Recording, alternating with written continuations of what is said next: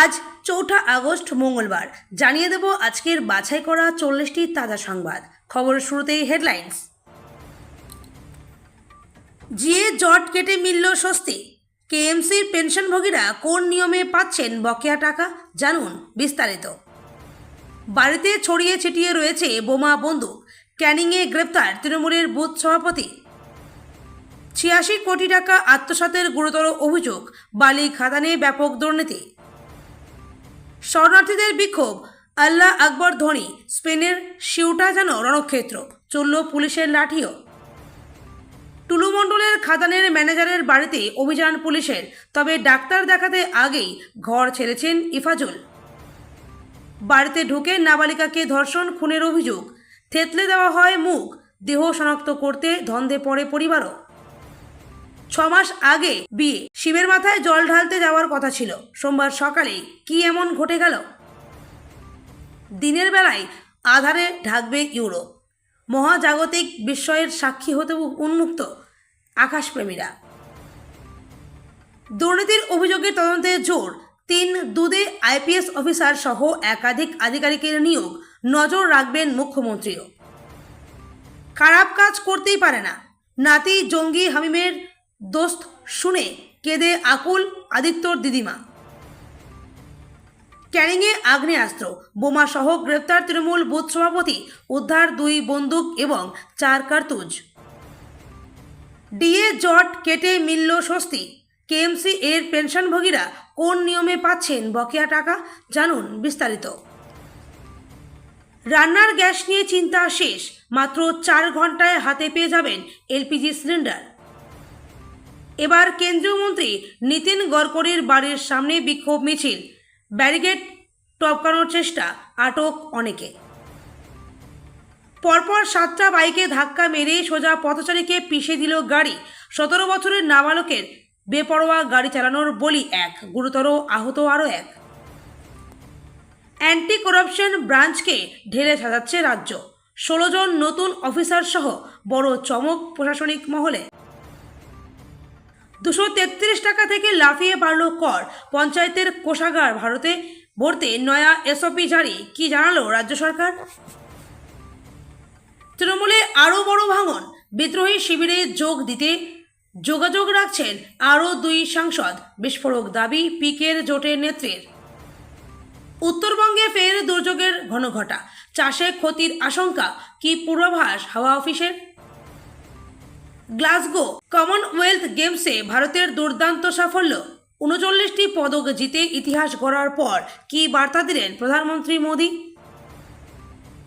আরজি করে সিবিআইয়ের নতুন তদন্ত দল ঘুরে দেখল ঘটনাস্থল।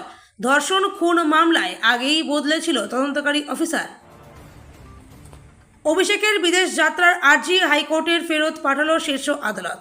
দ্রুত শুনানির অনুরোধ জানালো প্রধান বিচারপতির বেঞ্চ।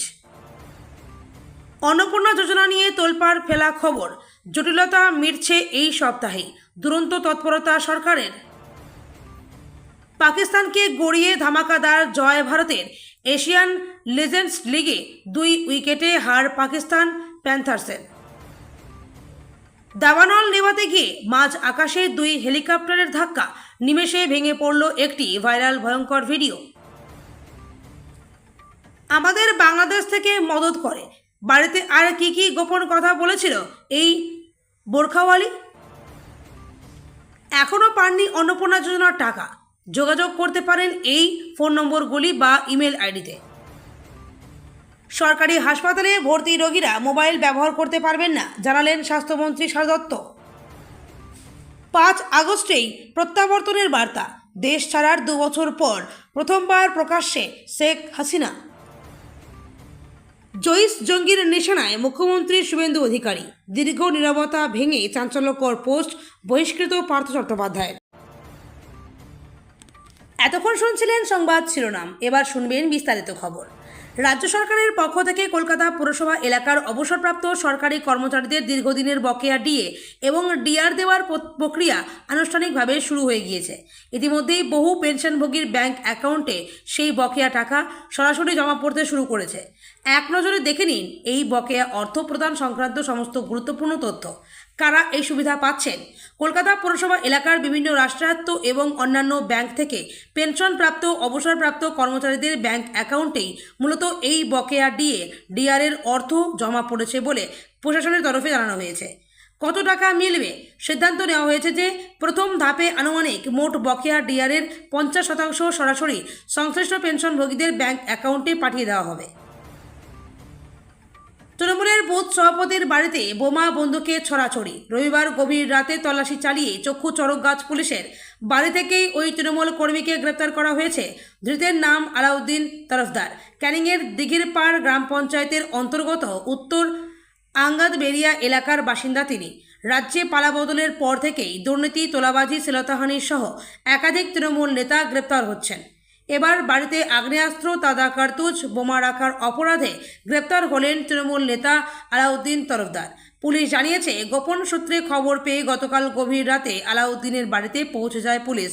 সেখানে তল্লাশি চালিয়ে একটি দেশি লম্বা আগ্নেয়াস্ত্র, দেশি ছোট পাইপগান, 4 রাউন্ড কার্তুজ এবং একটি তাজা বোমা উদ্ধার করে পুলিশ। এরপরেই ওই তৃণমূল নেতাকে গ্রেপ্তার করে থানায় নিয়ে যাওয়া হয়। 86 কোটি টাকা আত্মসাতের গুরুতর অভিযোগে চরম উত্তেজনা ছড়ালো ঝাড়গ্রামের গোপীবল্লভপুরের সেন্ট ফিল বালি খাদানে। লভ্যাংশের আর্থিক হিসাব না মেলায় এবং পাওনা টাকা ফেরত না পাওয়ায় ক্ষুব্ধ শেয়ার হোল্ডাররা বালি খাদানের কার্যালয়ে ঘেরাও করে বিক্ষোভ দেখান। পরিস্থিতি নিয়ন্ত্রণ করতে এবং আইন শৃঙ্খলা বজায় রাখতে পুলিশ বালি খাদানের 13 জন ম্যানেজারকে গ্রেপ্তার করেছে।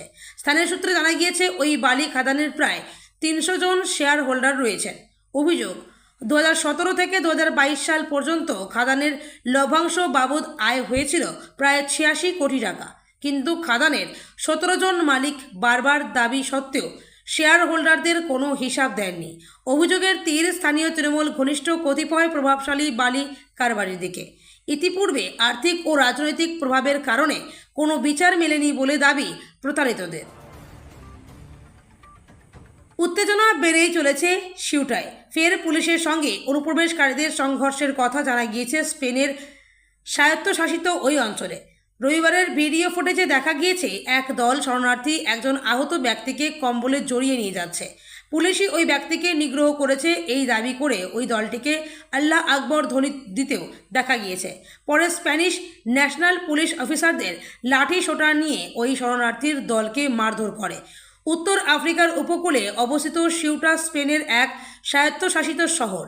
জিব্রাল্টার প্রণালীর মাধ্যমে স্পেনের মূল ভূখণ্ড থেকে বিচ্ছিন্ন এই জনপদটি মরক্কোর সীমান্ত সংলগ্ন। প্রায় মরক্কো থেকে সেখানে ঢোকেন অনুপ্রবেশকারীরা, কিন্তু গত বৃহস্পতিবার থেকে হঠাৎই সেই সংখ্যাটা বাড়তে শুরু করেছে দ্রুত। ওই দিনই প্রায় 60,000 অনুপ্রবেশকারী সাঁতরে স্পেনের শহরটিতে ঢুকে পড়ে মরক্কো থেকে। তারপর থেকেই চলছে সংঘর্ষ।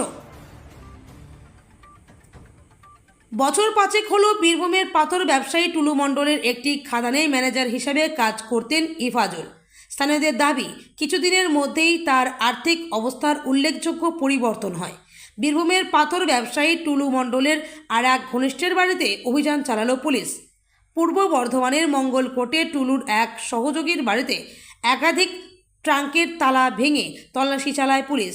সেখান থেকে ঠিক কী পাওয়া গিয়েছে তা এখনও পরিষ্কার নয়। বাড়ির মালিক অর্থাৎ টুলুর ঘনিষ্ঠ ইফাজুল হকেরও খোঁজ মেলেনি। পুলিশের একটি সূত্রে খবর, শনিবার গভীর রাতে তাদের একটি দল গিয়েছিল মঙ্গলকোট থানার আইমাপাড়া গ্রামে ইফাজুলের বাড়িতে। প্রায় 1.5 ঘন্টা তল্লাশি চলেও বাড়িটিতে একাধিক ট্রাঙ্কের তালা ভাঙা হয়, একটি ট্রলি ব্যাগের তালা খুলে দেওয়া হয়, কিন্তু ঠিক কী মিলেছে তা পরিষ্কার করেননি তদন্তকারীরা। 15 বছরের নাবালিকাকে নিজের বাড়িতে ধর্ষণ করে খুনের অভিযোগ। পরিবারের সদস্যরা বাড়ি ফিরে দেখে ঘরের মেঝেতে রক্তে ভেসে গেছে। ক্ষতবিক্ষত অবস্থায় পড়ে রয়েছে মৃতদেহ। দুষ্কৃতীরা কিশোরীর মাথা ও মুখ এতটাই বিকৃত করে দিয়েছিল যে তাকে চেনার উপায়ও ছিল না। অসমের এই ঘটনায় তদন্ত শুরু করেছে পুলিশ। কিভাবে ঘটল এই নৃশংস ঘটনা? ঘটনাটি ঘটেছে গত শনিবার রাত 11টা নাগাদ আলুইছড়ার কাটলিছড়া থানা এলাকায়। স্থানীয় সূত্রের খবর, মেয়েটি তার পরিবারের সদস্যদের সঙ্গে পাশেই এক আত্মীয়ের বাড়িতে একটি অনুষ্ঠানে গিয়েছিল, কিন্তু সেখানে এক ভাইয়ের সঙ্গে সামান্য বচসা হওয়ায় সে একাই বাড়িতে ফিরে আসে। কিছুক্ষণ পর পরিবারের সদস্যরা ঘরে ফেরেন, কিন্তু দরজার তালা খুলে ভেতরে ঢুকতেই তারা চমকে যায়। মেঝেতে লুটিয়ে পড়েছিল কিশোরীর রক্তাক্ত ও বিকৃত দেহ। হাঁসখালির পেপুল বেরিয়ার বৈষ্ণবঘাটা এলাকার ঘটনা। এক নবদম্পতির ঝুলন্ত দেহ উদ্ধারকে কেন্দ্র করে চাঞ্চল্য ছড়িয়েছে এলাকায়। বিয়ের মাত্র 6 মাসের মধ্যে এই মর্মান্তিক ঘটনায় গোটা এলাকায় শোকের পরিবেশ তৈরি হয়। সোমবার শ্রাবণ উপলক্ষে শিবনিবাসের শিব মন্দিরে জল ঢালতে যাওয়ার কথা ছিল তাদের। তার আগেই নিজেদের ঘর থেকে স্বামী স্ত্রীর ঝুলন্ত দেহ উদ্ধার করে পুলিশ। পরিবার সূত্রে জানা গিয়েছে, মৃত প্রকাশ বিশ্বাস স্থানীয় একটি পেট্রোল পাম্পের কর্মচারী ছিলেন। প্রায় 6 মাস আগে প্রেমের সম্পর্কের পর তাহেরপুরের বাসিন্দা বর্ণালী বিশ্বাসের সঙ্গে তার বিয়ে হয়। সোমবার সকালে অন্য দিনের মতোই ঘুম থেকে ওঠেন দুজন। এরপর প্রকাশের বাবা মিঠুন বিশ্বাস ও মা সাবিত্রী বিশ্বাস কাজে বেরিয়ে যান। কিছুক্ষণ পর খবর পান বাড়ির ঘরে গলায় ফাঁস লাগানো অবস্থায় পড়ে রয়েছেন তাদের ছোট্ট ছেলে ও পুত্রবধূ। খবর পেয়ে পরিবারের সদস্যরা দ্রুত বাড়িতে ফিরে আসেন। শেষবার দেখা গিয়েছিল 1999 সালে। সেই হিসাবে 27 বছর পরে ইউরোপে দেখা যাবে পূর্ণগ্রাস সূর্যগ্রহণ। আগামী 12 আগস্ট সহস্রাব্দের প্রথম পূর্ণগ্রাস সূর্যগ্রহণের সাক্ষী হবে ইউরোপ। স্বাভাবিকভাবেই এখন থেকেই চড়ছে আগ্রহের পারদ। জ্যোতির্বিজ্ঞানীদের মতে যখন চাঁদ, সূর্য এবং পৃথিবীর মাঝখানে চলে আসে তখনই সূর্যগ্রহণ হয়। পূর্ণগ্রাসের ক্ষেত্রে ঢাকা পড়ে সূর্যের সবটা, ফলে সৃষ্টি হয় এক অনুপম মহাজাগতিক সৌন্দর্যের। রাতারাতি অন্ধকারে ঢেকে যায় চারপাশ। পাখিরা ফেরে বাসায়, তাপমাত্রায় এক লাফে নেমে যেতে থাকে, আর গ্রহণের কবল থেকে সূর্য বেরিয়ে আসার প্রথম মুহূর্তে দেখা যায় ডায়মন্ড রিং। শেষবার এমন দৃশ্য ইউরোপ দেখেছিল 1999 সালের 11 আগস্ট। France, Germany, Austria, Hungary, Romania ও বুলগেরিয়া থেকে দেখা গিয়েছিল সূর্যের পূর্ণগ্রাস গ্রহণ। সরকারি আধিকারিকদের বিরুদ্ধে দুর্নীতির অভিযোগে তদন্তে এবার আরও কড়া পদক্ষেপের পথে রাজ্য সরকার। সেই লক্ষ্যেই রাজ্য পুলিশের অধীনে থাকা অ্যান্টি করাপশন ব্রাঞ্চকে আরও শক্তিশালী করা হচ্ছে। এই শাখাকে নতুন করে ঢেলে সাজানোর উদ্যোগ নেওয়া হয়েছে। মঙ্গলবার সকাল 10টায় এই অফিসারদের দুর্নীতি দমন শাখায় কাজে যোগ দেওয়ার নির্দেশ দেওয়া হয়েছে। এই পদক্ষেপের অংশ হিসেবে রাজ্য পুলিশ অ্যান্টি করাপশন ব্রাঞ্চে 3 জন আইপিএস অফিসারকে নিয়োগ করেছে। তারা হলেন আইপিএস মুরলীধর শর্মা, আইপিএস আকাশ মেঘারিয়া এবং আইপিএস কামানেসিস সেন। শুধু 3 জন আইপিএস অফিসারই নয়, অ্যান্টি করাপশন ব্রাঞ্চে আরও 16 জন অফিসারকেও নিয়োগ করা হয়েছে বলে জানা গিয়েছে।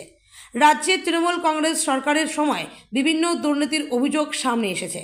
একাধিক ক্ষেত্রে সরকারি আধিকারিকদের নামও উঠে এসেছে। হাওড়ার বেলিরিয়াস রোডের একটি 5তলা বাড়ি। ওই বাড়ির 3 তলার বাসিন্দা আদিত্য নিজে হাতে ছোট থেকে মানুষ করেছেন নাতিকে। সেই আদিত্যই নাকি জঙ্গি হামিম মণ্ডলের সহযোগী। বেঙ্গল এসটিএফ নাতিকে গ্রেপ্তারের পরেও কঠোর বাস্তব মানতে পারছেন না আদিত্য সিংয়ের নাতি। কেঁদে আকুল আদিত্যর দিদিমা মীরা সিং। কলকাতার এক কলেজের বিকমের পড়ুয়া আদিত্য। ধৃত আদিত্যের দিদিমা মীরা সিংয়ের দাবি, তার নাতি কোনো খারাপ কাজ করতে পারে না। কেন তাকে পুলিশ জঙ্গি বলে ধরল তা তিনি বুঝতে পারছেন না। মীরা আরও জানান, শনিবার রাতে 15 থেকে 20 জন পুলিশের দল তাদের বাড়ি ঘিরে ফেলে। রাত 12টায় সময় আদিত্যকে গ্রেপ্তার করে। ঘরে তালাশি চালিয়ে তার মোবাইল, ল্যাপটপ বাজেয়াপ্ত করে। আদিত্যর প্রতিবেশী বিনোদ জয়সওয়াল বলেন, অত্যন্ত ভদ্র পরিবার। গত 35 থেকে 40 বছর ওই ফ্ল্যাটে আছে। ছেলেটি ভালো নয়, কোনোদিনও বুঝতে পারিনি আমরা। রবিবার গভীর রাতে ক্যানিংয়ে তৃণমূলের বুথ সভাপতির বাড়িতে তল্লাশি চলে। তার বাড়ি থেকে একটি লম্বা বন্দুক, একটি ছোট বন্দুক, 4টি তাজা কার্তুজ এবং একটি তাজা বোমা উদ্ধার করা হয়েছে। দক্ষিণ 24 পরগনার ক্যানিংয়ে তল্লাশি অভিযানে নেমে আগ্নেয়াস্ত্র, তাজা কার্তুজ এবং বোমা উদ্ধার করার পাশাপাশি তৃণমূলের এক বুথ সভাপতিকে গ্রেপ্তার করল ক্যানিং থানার পুলিশ। ধৃতের নাম আলাউদ্দিন তরফদার। তিনি ক্যানিং থানার দিঘিরপাড় গ্রাম পঞ্চায়েতের উত্তর অঙ্গদ বেরিয়া গ্রামের বাসিন্দা এবং তৃণমূলের বুথ সভাপতি বলে পুলিশ সূত্রে জানা গিয়েছে। পুলিশ সূত্রের খবর, রবিবার গভীর রাতে গোপন সূত্রের খবর পেয়ে আলাউদ্দিনের বাড়িতে তল্লাশি চালানো হয়। অভিযানে তার বাড়ি থেকে একটি লম্বা বন্দুক, একটি ছোট বন্দুক, 4টি তাজা কার্তুজ এবং একটি তাজা বোমা উদ্ধার করা হয়েছে। তারপরই তাকে গ্রেপ্তার করা হয়। রাজ্য সরকারের পক্ষ থেকে কলকাতা পুরসভা এলাকার অবসরপ্রাপ্ত সরকারি কর্মচারীদের দীর্ঘদিনের বকেয়া ডিএ এবং ডিআর দেওয়ার প্রক্রিয়া আনুষ্ঠানিকভাবে শুরু হয়ে গিয়েছে। ইতিমধ্যেই বহু পেনশনভোগীর ব্যাংক অ্যাকাউন্টে সেই বকেয়া টাকা সরাসরি জমা পড়তে শুরু করেছে। এক নজরে দেখে নিন এই বকেয়া অর্থ প্রদান সংক্রান্ত সমস্ত গুরুত্বপূর্ণ তথ্য। কারা এই সুবিধা পাচ্ছেন? কলকাতা পুরসভা এলাকার বিভিন্ন রাষ্ট্রায়ত্ত এবং অন্যান্য ব্যাংক থেকে পেনশনপ্রাপ্ত অবসরপ্রাপ্ত কর্মচারীদের ব্যাংক অ্যাকাউন্টেই মূলত এই বকেয়া ডিএ ডিআরের অর্থ জমা পড়েছে বলে প্রশাসনের তরফে জানানো হয়েছে। কত টাকা মিলবে? সিদ্ধান্ত নেওয়া হয়েছে যে প্রথম ধাপে আনুমানিক মোট বকেয়া ডিআরের 50% সরাসরি সংশ্লিষ্ট পেনশনভোগীদের ব্যাংক অ্যাকাউন্টে পাঠিয়ে দেওয়া হবে। রান্না করতে করতেই হঠাৎ গ্যাস শেষ, তারপর নতুন সিলিন্ডার পেতে কমপক্ষে 2 থেকে 3 দিন, আবার কখনো 1 সপ্তাহ পর্যন্ত অপেক্ষায় থাকতে হয়। বহু পরিবারই যাদের মাত্র একটি সিলিন্ডার চরম সমস্যায় পড়েন। তবে এবার এলপিজি গ্রাহকদের জন্য এরও বড় স্বস্তির খবর। নতুন এক্সপ্রেস ডেলিভারি পরিষেবার মাধ্যমে বুকিং করার মাত্র 4 ঘন্টার মধ্যেই বাড়িতে পৌঁছে যাবে গ্যাস সিলিন্ডার। সম্প্রতি এই পরিষেবা চালু করেছে রাষ্ট্রায়ত্ত সংস্থা ইন্ডিয়ান ওয়েল। সংস্থার তরফে নতুন এক্সট্রা লাইট নাও এক্সপ্রেস ডেলিভারি পরিষেবার মাধ্যমে নির্দিষ্ট শহরগুলিতে দ্রুত এলপিজি সিলিন্ডার পৌঁছে দেওয়া হবে। আপাতত এটি পাইলট প্রকল্প হিসেবে শুরু হয়েছে। প্রথম পর্যায়ে কোয়েম্বাটুর, পুনে, গুরুগ্রাম এবং ইন্দোরে এই পরিষেবা মিলবে। অগস্ট মাসের মধ্যে দেশের 25টি শহরে এবং অক্টোবরের মধ্যে আরও বিস্তৃতভাবে শহর ও শহরতলিতে এই পরিষেবা চালু করার লক্ষ্য রয়েছে। কেন্দ্রের ইথানল মিশ্রিত জ্বালানি নীতির বিরোধিতায় আন্দোলনের আজ ঘিরে পড়ল কেন্দ্রীয় মন্ত্রী নীতিন গডকরির নাগপুরের বাড়ির সামনে, যার জেরে একাধিক কংগ্রেস কর্মীকে সোমবার আটক করল পুলিশ। যুব কংগ্রেস নেতা মেহুল আদওয়ানি বলেন, আমাদের ওপর E20 চাপিয়ে দেওয়ার বিষয়টি আমরা ধিক্কার জানাই। আমরা আমাদের লড়াই চালিয়ে যাব। মহলের চিতনবিস পার্ক স্কোয়ার থেকে বিক্ষোভ মিছিল শুরু হয়ে একই এলাকায় অবস্থিত গডকরির ব্যক্তিগত বাসভবনের দিকে এগিয়ে যায়। সে সময় যুব কংগ্রেস কর্মীরা E20 ইথানল মিশ্রিত জ্বালানি ব্যবহারের বিরুদ্ধে স্লোগান দিয়ে এটিকে অবাস্তব ও অকার্যকর বলে প্রতিবাদ জানান। কেন্দ্রীয় মন্ত্রীর বাসভবনের কাছে বিপুল সংখ্যক পুলিশ মোতায়েন করা হয় এবং মিছিলের পথে ব্যারিকেড বসানো হয়। কিছু বিক্ষোভকারী মিছিল চালিয়ে যাওয়ার জন্য ব্যারিকেড টপকে যাওয়ার চেষ্টা করলে পুলিশ তাদের বাধা দেয়। নিয়ন্ত্রণ হারিয়ে একের পর এক ধাক্কা। 17 বছরের কিশোরের গাড়ির ধাক্কায় মৃত এক, গুরুতর আহত আরও এক। হায়দ্রাবাদের মধুরানগর থানার অন্তর্গত কর্মিকা নগর এলাকার ঘটনায় রবিবার তীব্র চাঞ্চল্য এলাকায়। ঘটনা তদন্ত শুরু করেছে পুলিশ। পুলিশ সূত্রে জানা গিয়েছে, অভিযুক্ত নাবালক বোরাবান্ডা এলাকার বাসিন্দা এবং একজন ছাত্র। অভিযোগ, গাড়ি চালানোর সঠিক দক্ষতা না থাকা সত্ত্বেও ওই কিশোর একটি ভাড়ার মারুতি বালেনো গাড়ি চালাচ্ছিল। গাড়িটি তার 19 বছরের এক বন্ধু ভাড়া নিয়েছিল। 3 বন্ধু মিলে বেড়াতে গিয়েছিল বলে জানা গিয়েছে। তদন্তে জানা গিয়েছে, যাত্রাপথে নাবালক গাড়ির স্টিয়ারিং হাতে নেয়, কিন্তু গাড়ির নিয়ন্ত্রণ রাখতে না পেরে সেটি প্রথমে রাস্তার ধারে দাঁড়িয়ে থাকা 7টি মোটরসাইকেলে ধাক্কা মারে। এরপর গাড়িটি রাস্তায় উল্টো দিকে চলে গিয়ে 2 পথচারীকে সজোরে ধাক্কা দেয়।